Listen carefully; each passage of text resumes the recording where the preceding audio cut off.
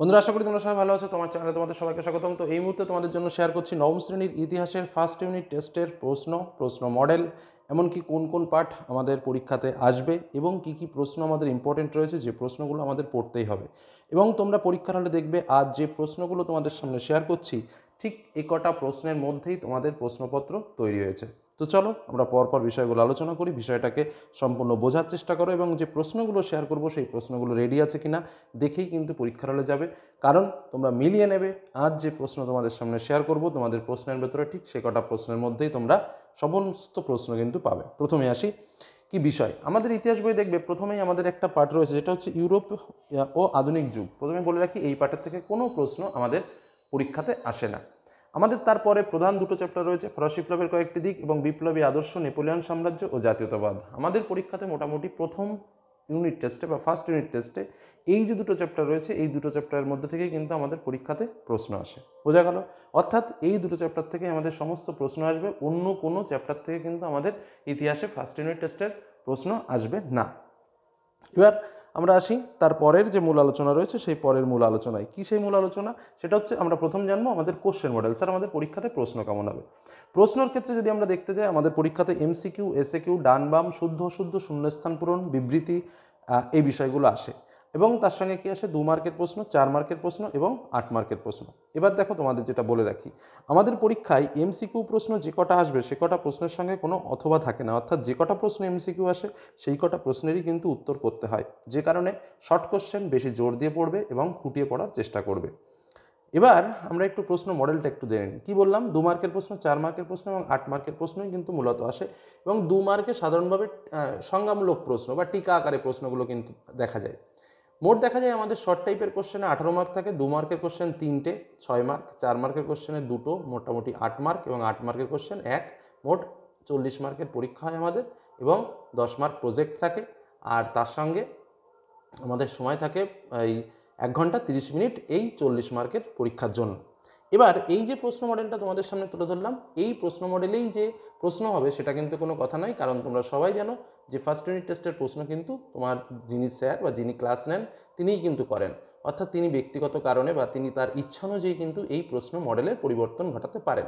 অর্থাৎ তিনি ধরো মনে করলেন যে আমি এই 2 মার্কের কোশ্চেন এখানে দুটো দেবো, এখানে শর্ট কোশ্চেন আমি 18টা না করে 16টা করবো, 4 মার্কের কোশ্চেন একটা বাড়িয়ে দেবো, সেটা কিন্তু তিনি করতেই পারেন। এটা নিয়ে কোনো সমস্যা নয়। এবার আমরা আসবো মূলত আমরা কোন কোন বিষয়গুলো পড়বো বা কোন কোন প্রশ্নগুলো আমরা পড়বো। তো প্রথমেই আমরা যেটা জানবো সেটা হচ্ছে আমাদের 2 মার্কের প্রশ্ন। তো কয়েকটি প্রশ্ন তোমাদের সামনে বলছি। প্রথমে যে প্রশ্নগুলো দেখো রেডি করে রেখেছো কিনা। প্রথম প্রশ্ন, লিপজিগের যুদ্ধকে জাতিসংঘের যুদ্ধ বলে কেন? কিছু টিকা, করভি, গ্যাবেল, ভিংটিয়ামে, অভিজাত বিদ্রোহ, দৈবরাজতন্ত্র, আসিয়ারিজম, টেনিস কোর্টের শপথ। দেখো, তোমাদের বলে রাখি এখানে কিছু কিছু পয়েন্ট রয়েছে, যেমন অভিজাত বিদ্রোহ, দৈবরাজতন্ত্র, আসিয়ারিজম, টেনিস কোর্টের শপথ খুব খুব ইম্পর্টেন্ট। এই যে যেমন ধরেন টেনিস কোর্টের শপথ, আমি তোমাদের গ্যারান্টিতে বলে দিচ্ছি, তোমরা যে কজন ক্লাস 9-এ ফার্স্ট ইউনিট টেস্টে পরীক্ষা দেবে, ম্যাক্সিমাম স্কুলে 90% স্কুলে এই প্রশ্নটা পরীক্ষাতে পাবে, টেনিস কোর্টের শপথ কী। সেটা 2 মার্কে আসুক বা 4 মার্কে আসুক। যে কারণে এই সমস্ত প্রশ্নগুলোর বা যে কোনো টিকাগুলো সবসময় সংজ্ঞামূলক বিষয়, উদ্দেশ্য, গুরুত্ব, বা বৈশিষ্ট্য বা তার ক্রিয়াকলাপ, এই সব পার্টগুলো একটু আলাদা আলাদা পার্টলি ভালো করে পড়ে রাখবে। কেন? কারণ যাতে 2 মার্কের প্রশ্ন আসলেও ভালো করে লেখা যায়, আবার এই প্রশ্নটা যদি 4 মার্কে কোনো কারণে দিয়ে বসে সেটাও যেন লিখতে পারো। এই প্র্যাকটিসটা কিন্তু এখন থেকেই করে রাখবে। তাহলে সেকেন্ড ইউনিট টেস্ট, ফাইনাল, এমনকি মাধ্যমিকেও কিন্তু সবসময় কাজে লাগবে। নেক্সট, জ্যাকোবিন কারা সন্ত্রাসের রাজত্বকাল সম্পর্কে লেখো। এই যে সন্ত্রাসের রাজত্বকাল, সেটাও কিন্তু ঠিক সেই লেভেলের একটা প্রশ্ন। টিকা লেখো, জাতীয় সভা, প্যারিস কমিউন, বুর্জোয়া বিপ্লব, কোড নেপোলিয়ন এবং পোড়ামাটির নীতি। খুব খুব ইম্পর্টেন্ট প্রশ্ন। নেক্সট, ডাইরেক্টরি শাসন ব্যবস্থা কি? শত দিবসের রাজত্ব বলতে কি বোঝো? ভেরি ভেরি ইম্পর্টেন্ট প্রশ্ন এই প্রশ্নটা, শত দিবসের রাজত্ব। তার সঙ্গে কনফেডারেশন অফ রাইন কি? টিকা, পিরামিডের যুদ্ধ, নীল নদের যুদ্ধ, ওয়াটারলির যুদ্ধ, মহাদেশীয় অবরোধ ব্যবস্থা কি? এই হলো আরেকটা প্রশ্ন, যেটা এইটা প্রশ্নের মতো, টেনিস কোর্টের শপথের মতো। মানে এই যে টেনিস কোর্টের শপথ, মহাদেশীয় অবরোধ ব্যবস্থা, অর্ডার্স ইন কাউন্সিল, পিরামিডের যুদ্ধ, কনফেডারেশন অফ দ্য রাইন, শত দিবসের রাজত্ব, এদিকে কোড নেপোলিয়ান, তারপরে তোমার সন্ত্রাসের রাজত্বকাল, আসিয়ারিজম, দৈব রাজতন্ত্র, টেনিস কোর্টের শপথ, অভিজাত বিদ্রোহ। এই প্রশ্নগুলো ঘুরে ফিরে তোমরা পরীক্ষাতে পাবেই পাবে, এটুকু একদম নিশ্চিত থাকতে পারো। যে কারণে এই যে কটা প্রশ্ন বললাম 2 মার্কের জন্য, কোনো প্রশ্ন বাদ না দিয়ে অবশ্যই রেডি করে রাখবে। নেক্সট, 4 মার্কের কিছু প্রশ্ন বলি, যে প্রশ্নগুলো অবশ্যই রেডি করে যাবে। প্রথম প্রশ্ন, ফরাসি কর ব্যবস্থা বর্ণনা করো। খুব খুব খুব ইম্পর্টেন্ট প্রশ্ন। দ্বিতীয় প্রশ্ন, ফরাসি বিপ্লব পূর্ববর্তী সমাজ ব্যবস্থা বর্ণনা দাও। তৃতীয় প্রশ্ন, বাস্তিল দুর্গ পতনের কারণ কি। পরবর্তী কোশ্চেন, ফরাসি সংবিধান সভার মানুষ ও নাগরিকের অধিকারের ঘোষণাপত্রটি কী ছিল। আচ্ছা, নেক্সট, নেপোলিয়ান কিভাবে ক্ষমতা দখল করেছিল। ফরাসি বিপ্লবের আদর্শগত সংঘাত ব্যাখ্যা করো। নেপোলিয়ানের মস্কো অভিযানের ফলাফল আলোচনা করো।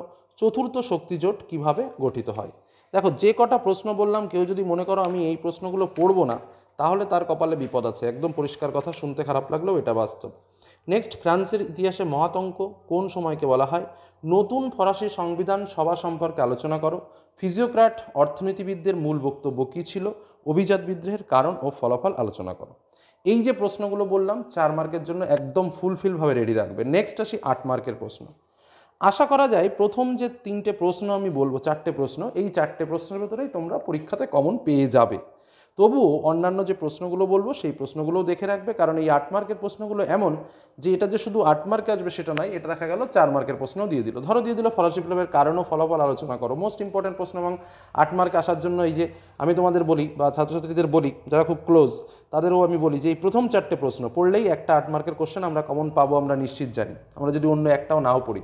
কিন্তু তোমাদের আমি সেটা বলবো না, আমি বলছি সমস্তগুলোই পড়ো, কারণ পড়লে কোনো ক্ষতি নেই। তবে হ্যাঁ, কেউ যদি বলো স্যার 8 মার্কের কোনটা পড়লে আমি কমন পাবো, তাদের জন্য বলি প্রথম 4টে পড়ো, একটা কোশ্চেন গ্যারান্টি কমন পাবে। কী কী প্রশ্ন?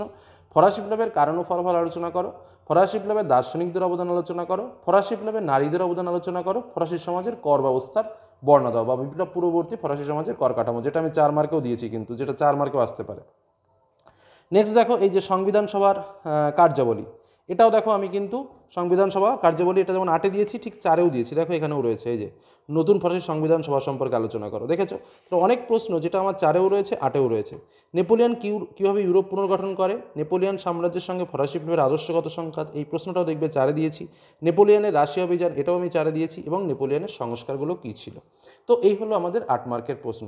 তো সর্বোপরি আমরা যে কটা প্রশ্ন মেইনলি বললাম সেটা হচ্ছে 8 মার্কের জন্য প্রথম 4টে প্রশ্ন, এবং তার সঙ্গে এই প্রশ্নগুলোও রেডি রাখবে যেগুলো এক্সট্রা বললাম, কারণ এগুলো 4-এ আসতে পারে। আর এই প্রশ্নগুলোই আবার 4 মার্কের যে প্রশ্নগুলো দিয়েছি তার মধ্যেই রিপিটেশন আকারে কিছু কিছু প্রশ্ন রয়েছে।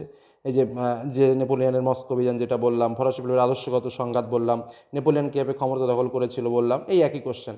তো এই প্রশ্নগুলো কিন্তু রেডি রাখবে। আর 2 মার্কের যে প্রশ্নগুলো বললাম সেগুলো তো রাখবেই, কারণ 2 মার্কের প্রশ্ন কিন্তু পরীক্ষাতে আসবেই। আর ভালো রেজাল্ট করার জন্য আমাদের শুধুমাত্র যে ব্রড কোশ্চেন সেটা কিন্তু নয়, 2 মার্ক, 4 মার্ক, 8 মার্ক লিখলেই ফুল মার্কস পাওয়া যায়, সেমনভাবে রেডি করো। আর তার সঙ্গে বইটাকে একটু খুঁটিয়ে পড়ার চেষ্টা করো, বা চ্যানেলে যে শর্ট টাইপের প্রশ্নগুলো দিয়েছি সেগুলো একটু করার চেষ্টা করো, দেখবে পরীক্ষা ওকে।